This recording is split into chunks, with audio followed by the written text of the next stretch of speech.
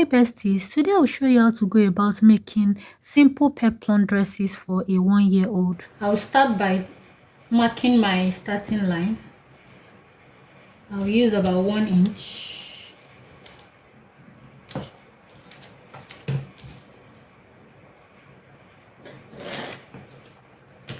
The next thing I'll do now is to mark my body's length, or what in adult you call half length. So for a typical 1-year-old, you can use about 7 or 7.5 inches. So I would mark 7.5 inches. So if you're making this dress for any 1-year-old, between 7 and 7.5 is perfect. It's like a standard measurement, except of course you measure the 1-year-old. Oh sorry, I marked 7.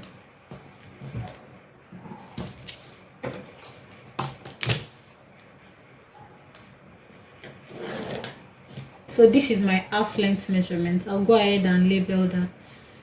Because a 1-year-old does not have like defined body yet, I'm going to just mark 0.5 as the shoulder slope. I think some people don't even slope the shoulder at all, but I like to do 0.5. So this would be my front shoulder. Then the next thing I'll go ahead to mark is my armhole length. The armhole length for a 1-year-old should be about 3.75. So I'll go ahead and mark 3.75.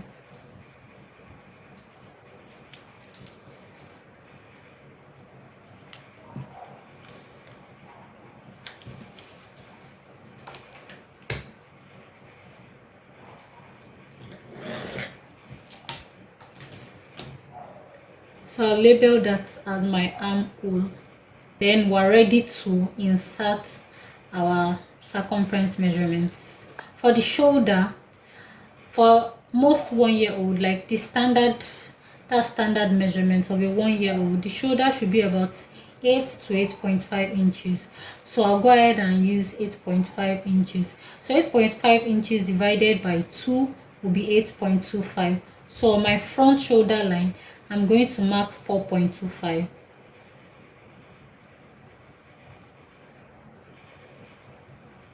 The next thing I'm going to mark is going to be the neck width. The neck width of a 1-year-old is about 3.5. So 3.5 divided by 2 will be 1.75. So on this starting line, I'll mark 1.75, and that would be my neck width. Then for the neck depth, I'm just going to mark like 2 inches. Then with my armhole curve, I'm going to draw my neck curve. The neck looks really interesting. They are very tiny human beings, but I'm always fascinated when I'm making their outfits. And I'm going to do is to mark that's the chest measurement. Chest measurement should be about 19 to 20 inches for like a standard 1-year-old. I will use 19 inches because I've worked with this baby, like I've made dresses for her a few times. So I'm going to be using 19 inches. So 19 divided by 4 is 4.75. So on my armhole line, I'm going to mark 4.75. On the waistline, that's the half length, I'm going to be working with 20 inches. 20 divided by 4 is 5. So I'll go ahead and mark my 5 inches. So for us to draw our armhole curve, I have here is 4.25. I'm going to also mark 4.25 here. Then I'll connect this point to this point.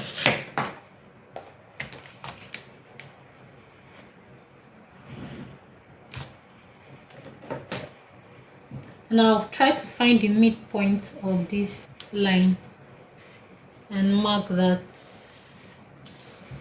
and I can make like a straight line here. I'll just go in by about 0.5 inches or 0.25.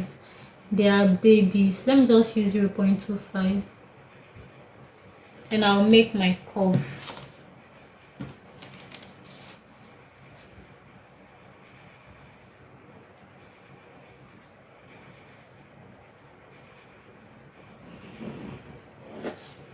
Yeah, so this is what my armhole looks like. Then I'll connect this point to this point. This will be my shoulder line, and we're basically done with the front. What I need to do now is to add my sewing allowances.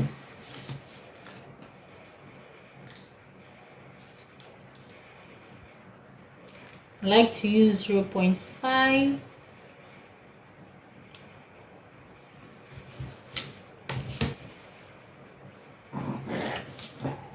Then on the armhole, I also use 0.5. I basically use like 0.5 for my sewing allowances for baby clothes.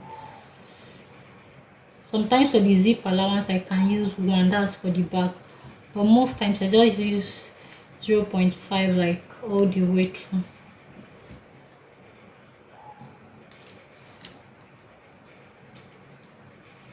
For the sides, I can use 0.5 or 1 inch. Most times it depends on how I feel.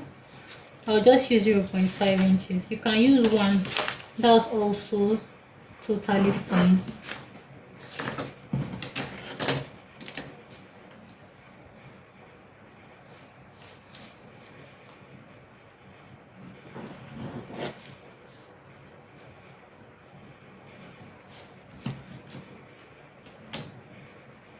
And this is what the front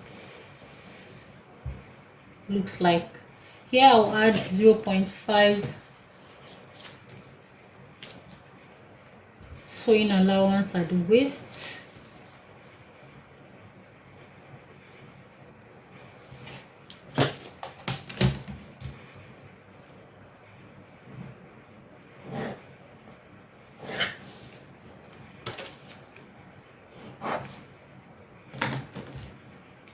And I'll go ahead and cut this out. So this is what my front looks like. I'm just going to use this front to cut the back. The only difference between the front and the back is that the back has zip allowance. So with this, I'm going to just cut the back. So like I said, I'll just be placing the front on the back, but before that, I'm going to mark my zip allowance. You can either use 0.5 or 1 inch sewing allowance. If you're not sure, just use 1 inch in case you need to make adjustments. Otherwise, I'll use 0.5 because at the end of the day, I'm going to sew everything all in, so I do not need all the excess allowances.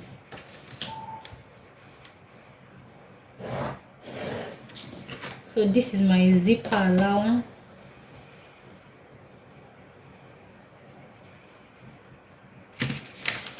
And then I can now place my front on my back. I will hold that down with pins.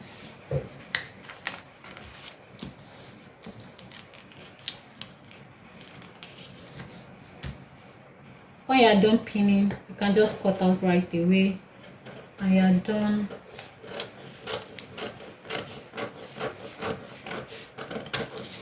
You can cut the back like this also, but if you want your back to be higher, I just want to draw out my shoulder line.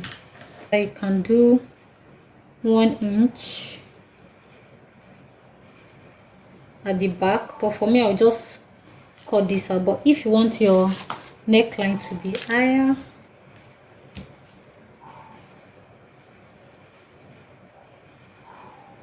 you can just do this.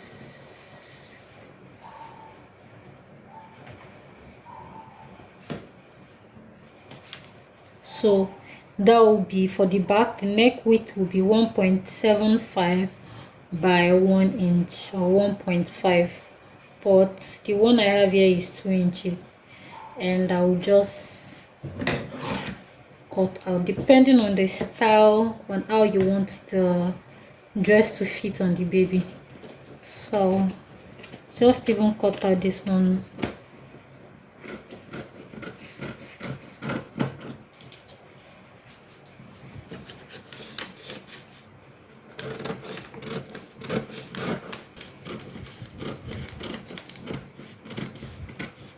Before I separate this, I want to mark this out so that if by the time I want to cut the fabric, I decide to use the same neck width as I have, the same neckline I have in the front, I will just go ahead and use that. So here is what my front and my back looks like. This is the front, this is the back, and we are all done with the bodice part. I'm going to move now to the skirt part of the dress. Now we're going to go ahead to determine how to calculate your waist radius. That's when you're cutting a circle skirt, and also to determine how much fabric you need to fold. So how you're going to go about this is to divide your waist circumference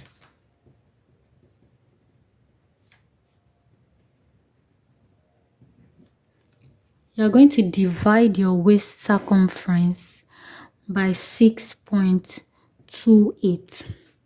So for example, if your waist is 27 inches divided by 6.28, and that is equal to about 4.29, so I can say approximately 4.3 inches.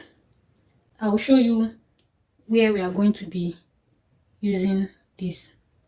To determine how much fabric I'll be folding, how much fabric I would need, you're going to add this 4.3 inches to the length of your skirt. So let's say my skirt is 20 inches.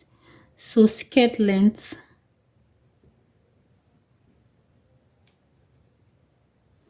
is 20 inches. You're going to be adding this 4.3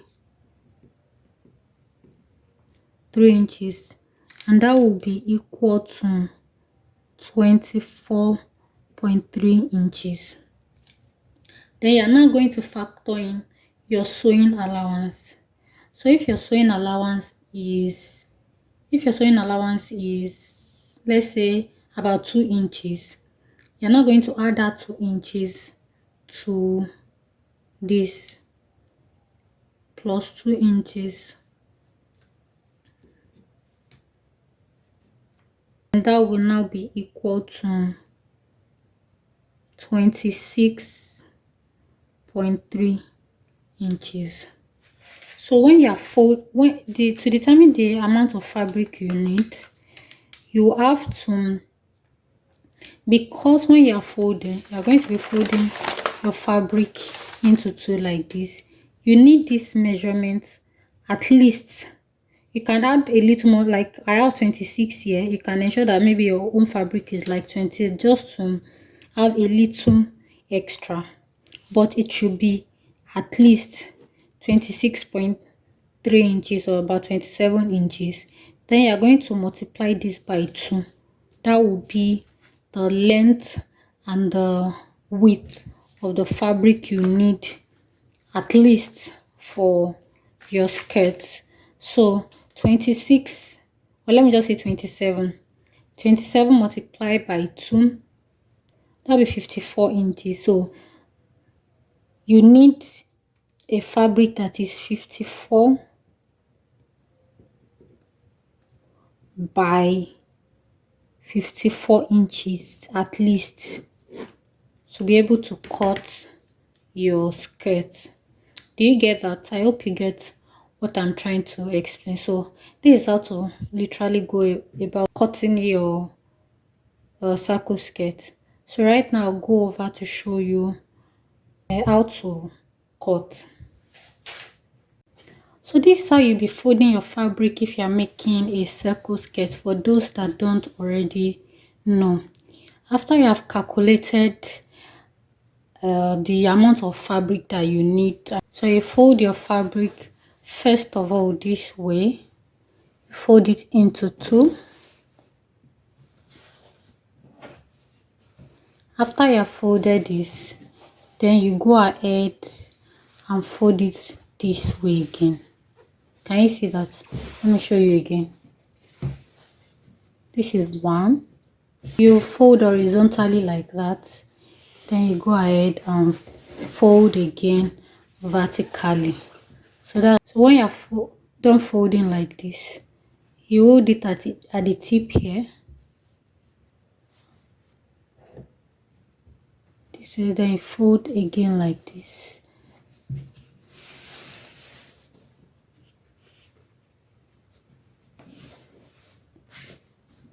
I hope you get it.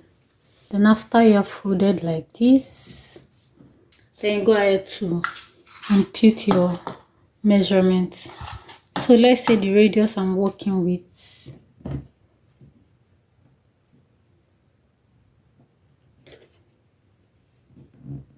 like in my own case, I'm working with 6 inches.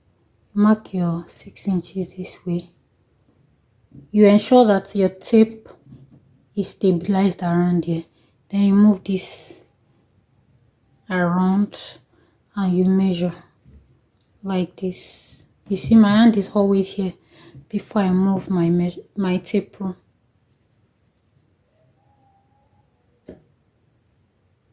Then you can now connect.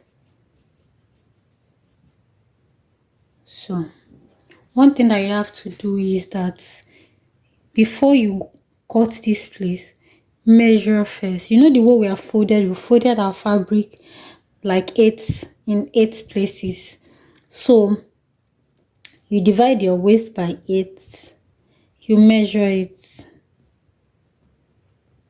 So for me around here, I have 4.75.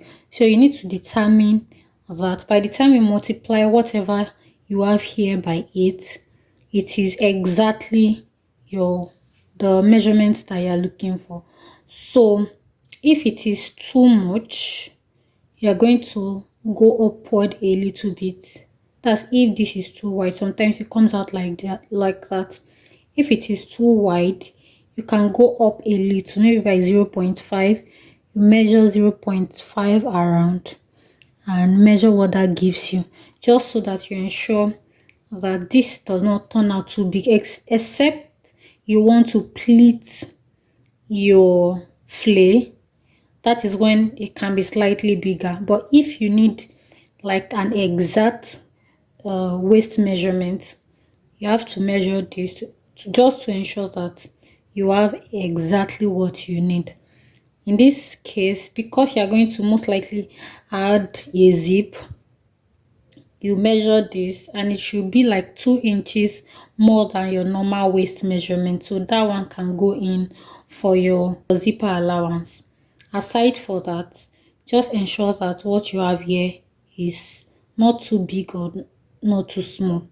So when you've ascertained that what you have here is perfect, then you can go ahead and measure the length of your skirt. And how you do that, if the length of your skirt, let me just use 6 inches here.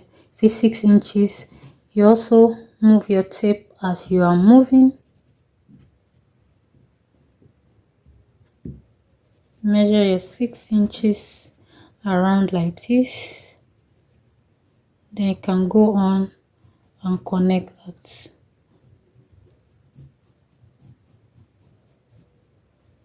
And that will be it. When you're measuring this, please ensure to also add your sewing allowances, so that at the end of the day the skirt is not too short. So you can add about 1 to 2 inches as your sewing allowance. Remember that you also, by the time you join this, you will join by like 0.5 or 1 inch depending on how you sew.